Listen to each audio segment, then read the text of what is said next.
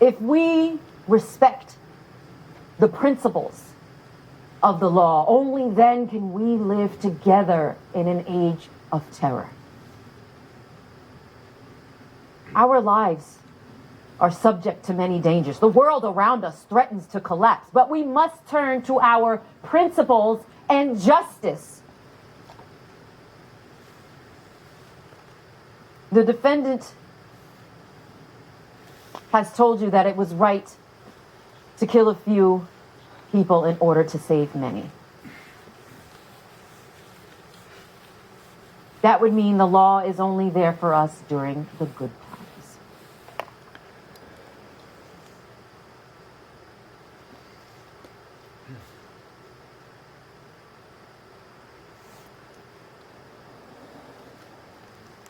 I say no.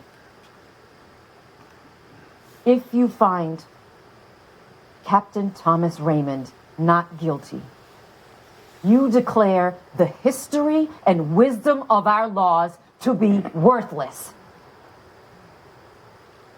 Do you want to live in a world like that? I move that this court find Captain Thomas Raymond guilty of murder in the first degree on 170 counts.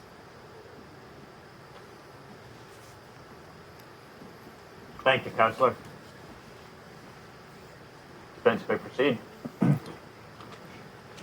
Ladies and gentlemen of the jury, did you hear what the prosecutor was saying? Do you understand what she was actually saying? She wants you to find Tom Raymond guilty because of a principle. That's exactly what she said. You should put him away for the rest of his life because of a principle. If Tom Raymond had acted on this principle, 70,000 people would have died. Now, I don't care what you call this principle. Call it the 14th Amendment, the Magna Carta, Hammurabi's friggin' Stone Carved Code. All I can say is thank God Tom Raymond didn't act on any of those principles. Instead, he did what was right. There's not much more to say. I could stop right now, but I want you to follow me into the prosecution's line of reasoning. And let's see if it really makes sense to act on her principles. Immanuel Kant, who the prosecutor referred to, he wrote an essay on principles. On the right to lie out of love for mankind. The right to lie out of love for mankind. There's a murderer standing outside your front door, holding an axe. Your neighbor has just escaped this man and run into your house. The murderer says he wants to kill this neighbor of yours, and do you know where he is? Now, according to Kant's vaunted principles, ladies and gentlemen, in this situation, you are never allowed to lie. Kant would demand you say, oh, yes, Mr. Murderer, he's inside my house watching TV, have a nice day. And I'm not joking or misstating his position. Kant would demand this, and that's exactly what the prosecution is demanding of you, that you place a principle above an individual. Is it right to place a principle above saving your own neighbor? Think about that for a second, please. Tom Raymond saved 70,000 lives. To do so, he had to kill 170. Is that horrible? Yes. Appalling? Yes. Shocking, terrifying? Yes, yes. Did he have any other alternative? No. Tom Raymond weighed the facts, and he made the correct decision. Anyone with any sense must be able to tell that no principle in the world is more important than saving the lives of 70,000 people. Period. Now, having just heard the powerful statement from the prosecutor on the rule of law, you may feel uncomfortable following your conscience instead of some set of principles. I admit that questions of conscience are complex, but they can be answered. That's why we're here today. The question of whether a pilot is criminally liable for shooting down an aircraft, it's important you know this, that has never been specifically examined by the courts. It's up to you to make that judgment. Whether or not Tom Raymond committed a crime, that's entirely up to you. As a matter of precedent, there's an example from 2000 where the courts heard a case regarding conjoined twins. Doctors had determined if they stayed in that state, they would soon die. They wanted to separate the twins, which meant that one of them would definitely die. The parents didn't want this to happen, and the matter came before the courts. The court ruled against the parents, that the stronger one should survive and the weaker one should die. That ruling weighed one individual against another. Interestingly, in his written decision, the judge used the example of an airplane filled with people, but without a pilot, running out of fuel, and on course to crash into a city. He determined that the law would allow that plane to be shot down. Why? It was the lesser evil.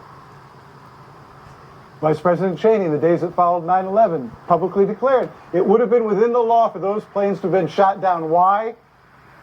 It was the lesser evil. I could go on and on with this, but this is not a lecture. In the world we live in today, we find threats to our society, our freedoms, our very way of life. The terrorists have stated their aim. They want to destroy us. What are we to do? Do we have nothing with which to oppose them? Consider the attacker. Someone who's confused, someone who thinks because of some fanatical beliefs he's called upon to commit murder. Does he stop and say, well, what about all the innocent people that might die? I better not. No. His efforts are geared entirely toward death and destruction, to kill as many innocent people as possible. Ladies and gentlemen, a guilty verdict for Tom Raymond doesn't protect us. It doesn't protect our lives. It protects the terrorists. If you find him guilty, you're saying we're not allowed to protect ourselves against terrorism. Now, maybe the prosecution is right when she says an innocent verdict would turn those passengers into objects. But folks, the terrorists had already done that. Terrorists have declared war.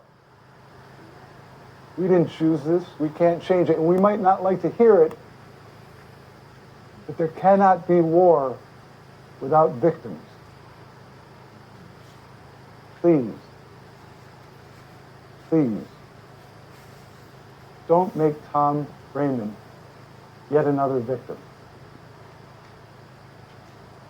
I urge you to vote not guilty. I thank you for your time. Thank you, Counselor.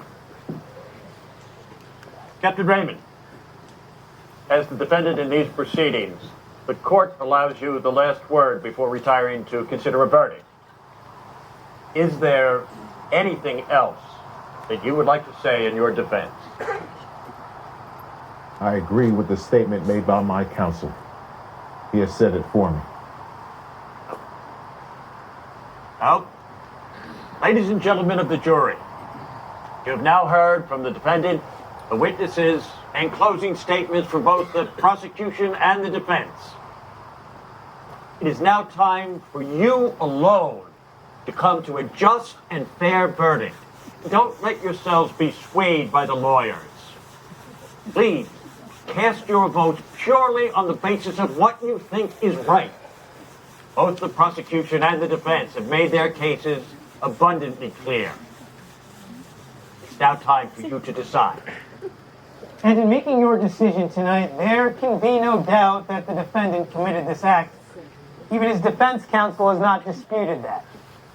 The sole question is, was Captain Raymond allowed to shoot down the plane in order to save the lives of those spectators at the stadium? You alone will determine the outcome of this trial, and I know it is a difficult decision. We will now take a brief intermission. Feel free to get up and use the restroom, or get a bite to eat or to drink. In a few moments, you will hear some bells ringing, and that will be your signal to congregate in the jury deliberation area, where you will have a chance to discuss your decision with your fellow jurors. When you hear the bells ring again, that will be the signal to place your votes. Please use the ballots that you received when you entered to place your votes. Our security forces will be circulating with 2 buckets to contain your ballots. Place the ballot with your decision in the bucket labeled ballots, and place the other ballot in the bucket labeled recycle. When you hear the bells ring a final time, please return to your seats and we will announce the verdict. Thank you. We are now at recess.